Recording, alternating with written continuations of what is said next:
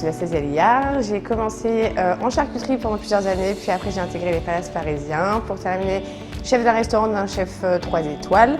Et après j'ai participé à l'émission Top Chef.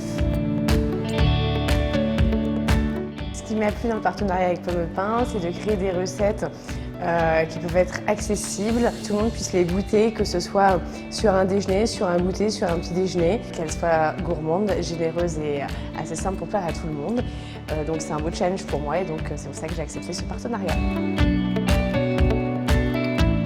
Mes inspirations de cuisine me viennent notamment de mes voyages. Je remets toujours tout un tas de choses de mes voyages, des émotions, des saveurs. Et du coup, ma cuisine change au fur et à mesure des mois, des époques, des années. Elle est changeante. Dans cette première saison, j'ai décidé de faire découvrir mon enfance, puisque j'ai beaucoup voyagé pendant mon enfance. Des recettes d'Évian, de la Savoie tout simplement, des recettes d'hiver qui sont très réconfortantes. On va être sur de la myrtille pour la Savoie, avec une saucisse, du reblochon.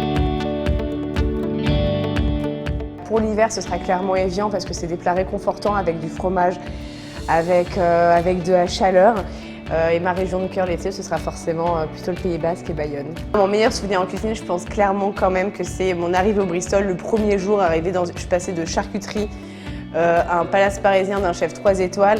Et j'avais des étoiles dans les yeux, la cuisine était énorme, tout en inox, un chef qui a le col bleu, blanc, rouge, des millions de personnes qui fourmillent avec les toques, le tablier blanc, les pantalons en pied de poule. Et je pense que c'est quand même un souvenir qui est très très marquant.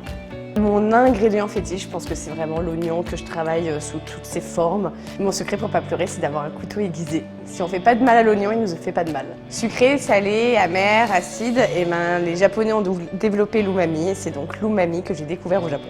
À juste équilibre bien sûr, et ça va vraiment apporter en bouche de la hauteur, de la longueur, et ça va bien rester. Et à partir de ce moment-là, où 1 heure après, il y a encore ce sentiment en bouche, c'est que ça a été l'umami, tout simplement.